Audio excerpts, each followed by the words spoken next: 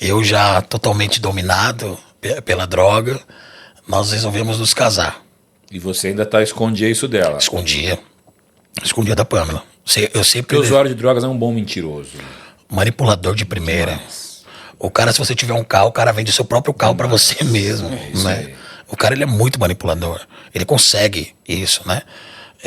Isso, ainda mais para usar, nossa.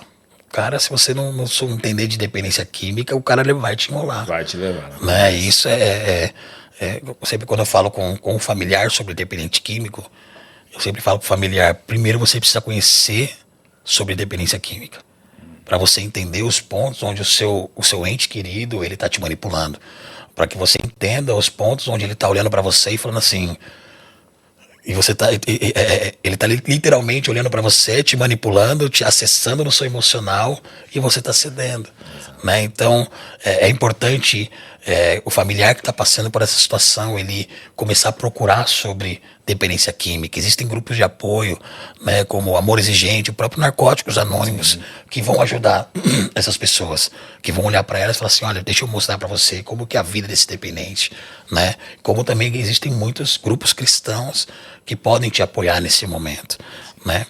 Então, para Pamela, quando nós decidimos nos casar, aí um pouquinho antes ali ela descobre sobre a maconha, mas até então eu também manipulo. Fica tranquila, é só um pouquinho, é devagarzinho, é de boa, né? Não é isso que falam. Não é isso que falam. Vamos ali. Vamos fumar aí também. Graças a Deus ela nunca fumou. Mas você chegou a oferecer ou não? Não, pra Pamela não. Muito porque eu sabia de como ela era mais tradicional, então eu não cheguei a oferecer. E eu acho que no fundo também você queria constituir uma família séria, você queria mesmo nas drogas, mas você queria família. Sim, eu queria, meu sonho sempre foi ser pai, né? Eu sempre tive esse sonho da paternidade, de olhar e falar, cara, eu quero constituir, né? Eu cresci nesse meio, né? O meio familiar, meio familiar, né? Então eu não posso falar para você que, Lucas, você veio de uma família super pobre, onde não, cara, eu vim de uma família normal, brasileira, mãe trabalhando, irmãos trabalhando, meus pais são separados, mas galera ali lutando para viver, o que tinha para comer a gente comia dentro de casa, né? Então não venho daquela falar, foi sua classe, não, foram escolhas. Pastor, né? Mas eu digo, e como que era, antes da gente entrar no casamento, como que era o paralelo com a sua família? Sua família sabia? Até qual ponto que ela sabia que você era usuário, estava mergulhado nas drogas? Como que... A família ela começou a desconfiar já nessa fase que eu estou trabalhando nesse call center, né? O dependente químico, eu falo que quando a família descobre que o cara é dependente químico, que ele usa droga, ele tá pelo menos já uns 2, 3 anos usando. sim. Pelo menos 2, 3 anos usando, ele já está. E a família acha que ele acabou de descobrir. Sabe? Não, começou agora. Não começou. Esse cara já está há muito tempo já usando. Na verdade, você descobriu porque ele deu um descuido agora. Porque no começo ele vai saber esconder, ele vai saber manipular, né? Ele vai fazer vários mocós, né, que chamava, né? Vários mocós para poder esconder. Então, assim, para quando a família descobre, já é um momento onde já está um pouco mais avançado. Então, minha família, ela sabia, só que também para minha família era esse negocinho. É o baseadinho, é uma maconhinha. Dá para tolerar. Né? Dá para tolerar, né?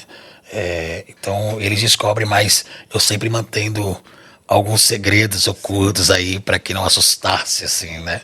Na questão familiar, você acredita que o divórcio dos seus pais também é algo que mexeu? Não, porque quando eu nasci, meus pais já eram separados.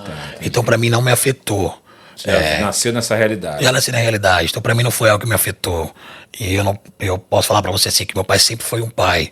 Né? Meu pai sempre, mesmo na separação, meu pai já casado com uma outra mulher, ele sempre esteve presente, ele sempre estava ali com as coisas em dia. Lucas, não, eu estudei em escola particular. Não falhou como pai? Não. Né, nessas questões? Não, pelo contrário. No trato. Pelo contrário. Estava ali, quando precisava de amor, dava amor, sabe? Não tenho o que reclamar nessa área, né? Pelo contrário. E da mesmo lado da minha mãe, né? Irmãs assim que eu tenho que... Eu sou o caçula, né, cara? Então você imagina o caçulinha no meio de 5 mulheres. 5 mulheres. Eu tenho um outro irmão, só que ele faleceu muito cedo. Só que, cara, são 5 Isso mulheres. por parte de... seu pai, Mãe. só Não, por só parte mãe. de mãe. Só por parte de mãe. Então você imagina o caçulinha dentro de casa. Nossa, era um mimadinho. Então eu não tenho o que falar. Não tem Familiar. como. Familiar. Né? E isso muitas das vezes é usado como desculpa, Exato, cara. muito. Sabe? Não. A droga você entrou por escolha. Você olhou pra droga, achou ela bonita e começou a utilizar. Ai, mas minha vida. Que bom. Se você soubesse quantas pessoas estão passando fome no mundo e não estão usando drogas, Exatamente. né? Então vamos parar de dar desculpa e vamos começar a olhar para realmente pro problema que você tem e que você precisa de ajuda. Né? É o que eu sempre falo para os dependentes. Quando nós vamos nas casas de recuperação, a primeira coisa que eu olho para a cara deles, eu falo assim, confessa para mim, eu usei, eu fiz merda. Exato. Confessou? Agora a gente tá pronto para conversar nós dois. Exato. Né? Porque quando você não confessa isso, e você coloca a culpa em um e no outro, você não tá em recuperação. Você não tá olhando para si mesmo e falando, eu quero me recuperar. Você tá colocando a culpa no outro, né? Então, respondendo assim, a pergunta da família, foi sempre, eu não era honesto completamente, mas quando eles descobrem, eu já tava bem, eu tava avançado já, né? Para eles era maconha, mas eu já tava na cocaína, eu já tava avançado. E nesse estágio totalmente longe da igreja. Totalmente. Ia fazer visitas. A virada do ano, né? A primeira. Páscoa. Páscoa. A primeira hora pra Deus, né? Você vai lá, faz a virada do ano e fica ali. Pede pro ano inteiro, mas na verdade. Senhor, tô aqui. Senhor, tô aqui, ó. Olha meu novo ano. Primeiro minuto aqui, ó. Foi pra você. A primícia, né? A primícia.